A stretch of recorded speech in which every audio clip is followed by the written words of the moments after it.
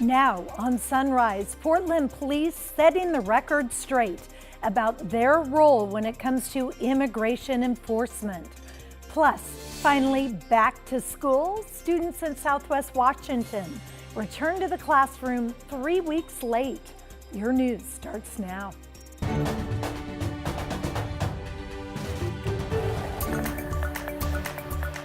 Good morning, and thanks for getting up with us on this Saturday morning. I'm Libby Dowsett.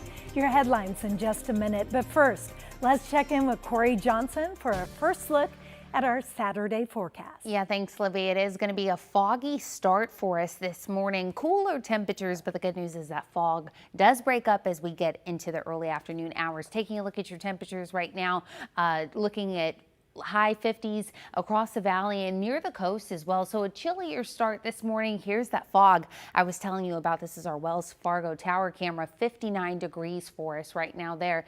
Out in Salem, 51 degrees at this hour also.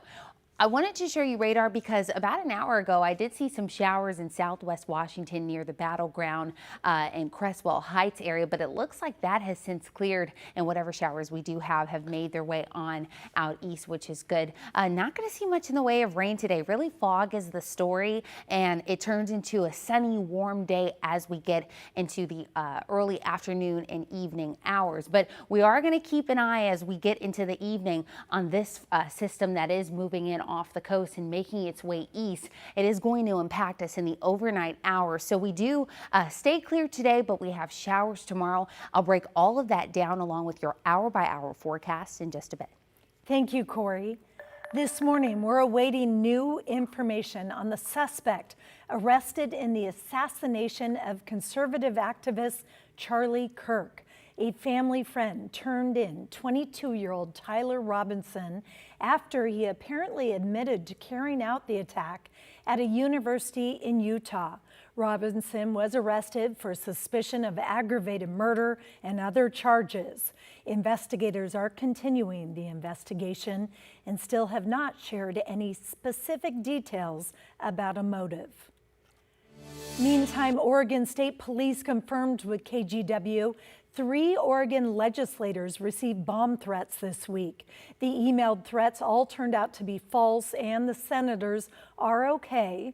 In a statement, Senate Majority Leader Case Jama says, "I thank law enforcement for their swift and professional work responding to the threat I received today.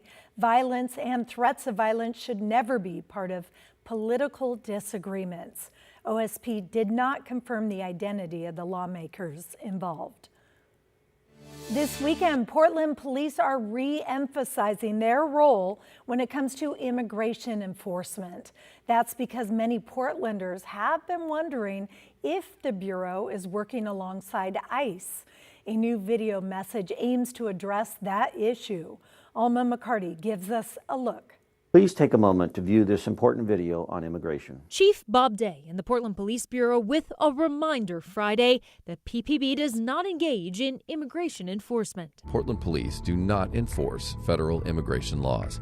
And we also do not work with ICE to identify, arrest, or detain people just because they are undocumented. The video, also in Spanish, points out that officers will not ask about immigration status unless it's relevant to that crime. And with so many agencies with police inscribed on their uniforms, PPB insists their officers will identify themselves. You can tell an officer is a Portland police officer because we have a unique badge. No one else has a badge like this. These assertions coming on the heels of ramped up ICE operations nationwide, putting communities on edge. It's why Councilor Samir Kanal is introducing 2 ordinances, the first to write Portland's sanctuary city status into city code. In 2017, City Council adopted a resolution declaring sanctuary status and prohibiting use of city funds, personnel, or equipment to enforce federal immigration law. However, Councilor Kanal says the resolution isn't binding law. In a statement, he said, "Putting our money where our mouth is when it comes to being a sanctuary city is the least we can do, and that's why it's our first step." The second ordinance seeks to prohibit all law enforcement, including federal agents, from intentionally concealing their identities during routine operations engaging the public, and to require badges be clearly visible. Currently, there's no PPP policy preventing masks or face coverings, although officers and tactical units will sometimes wear a gas mask or face covering. PPP says there is clear policy on identification. And we reached out to ICE for comment, but have not heard back so far. In Hillsboro, several people were hurt in a 6-car crash that sent a garbage truck into a library. Hillsboro Fire and Rescue says 5 people were hurt, 3 sent to the hospital. They say everyone is expected to survive. Meantime, the library says it will be open this weekend with normal operating hours. Police are now looking for the driver of an early 2000s maroon Ford Focus that was hit in the crash but then left the scene. Thousands of students in Evergreen Public Schools finally started their school year on Friday, almost 3 weeks after what should have been their first day of school. I'm very excited. I love school, so I have a lot of friends here and I'm excited to see them again and get back to actually doing stuff. Nearly 1,400 classified staff approved their new contract Thursday. Evergreen is one of 3 districts in Clark County dealing with labor issues. In La Center, the teachers union went on strike only after a couple days of school after negotiating with the district since February. Thursday night, the 2 sides came to a tentative agreement, with teachers officially ratifying the contract on Friday. There was a moment of silence as everybody digests this, and then a little bit of murmur as we talk to each other. But I also saw relief on a lot of faces. I'm excited that they've ratified and we can move forward with school on Monday. Excited to get kids back in school and get back to the essential work of educating kids. And students will go back to school on Monday. In the Vancouver School District, classified workers voted to authorize the strike if an agreement cannot be reached. They want more training, competitive salaries, and safer staffing levels. The district tells parents it remains hopeful a strike will not be needed and the 2 sides can finalize a new contract. We have an update to a KGW investigation. The U.S. Department of Justice is suing Uber, alleging drivers refused rides to passengers with service animals. Here's KGW investigative reporter Kyle Aboshi, who's documented these complaints for the past year. We've seen it time and time again. People who are legally blind being left at the curb. I'm sorry, you're gonna have to find another Uber. Over the past year, KGW has documented Uber drivers canceling rides and refusing to take people with guide dogs, which is a violation of federal law, the Americans with Disabilities Act. I've had times when I had 2 drivers back-to-back refuse us. Erica Daniels captured some of those interactions on her cell phone. I don't carry a pet.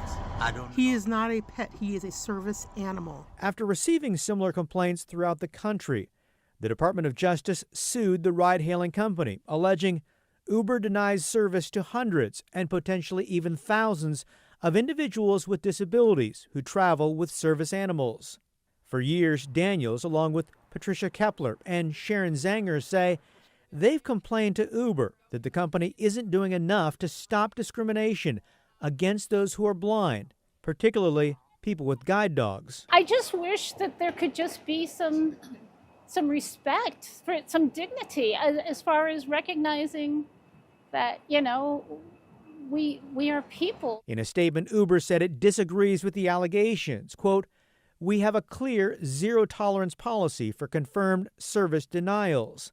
In early February, Uber launched a new feature which allows riders to opt in, letting drivers know they've got a service animal. Service animal handlers now have the option to self-identify in the app, automatically notify drivers when traveling, and get proactive support if something goes wrong. The Department of Justice is seeking millions in damages to compensate alleged victims and force policy changes. Kyle Aboshi, KGW News. Well, check this out. Portland State University researchers offer a test demonstration of a new method to protect buildings from earthquakes. They simulated an earthquake using a massive mobile field shaker known as T-Rex. They used it to demonstrate the effectiveness of microbial-induced desaturation. It's a method using microbes to fortify soil against liquefaction. Liquefaction is the process where soil loses strength and behaves like a liquid during an earthquake. So buildings, structures, bridges that are on top of liquefiable soil, those can be damaged and deformed from that soil that's failed. We mix a nutrient solution out at the ground surface in those tanks, and then we take that and we inject it into the ground through a well. And that nutrient solution spreads throughout the ground. It stimulates microbes that are already in the ground to perform a denitrification reaction. And I say that they produce nitrogen gas, they burp the nitrogen gas out. It stays in the soil, and that acts like a cushion during earthquake shaking, and it prevents liquefaction from occurring. Well, how cool is that? The researchers hope to show that using microbes like this can be an effective and lasting solution to reduce earthquake risk in the Northwest.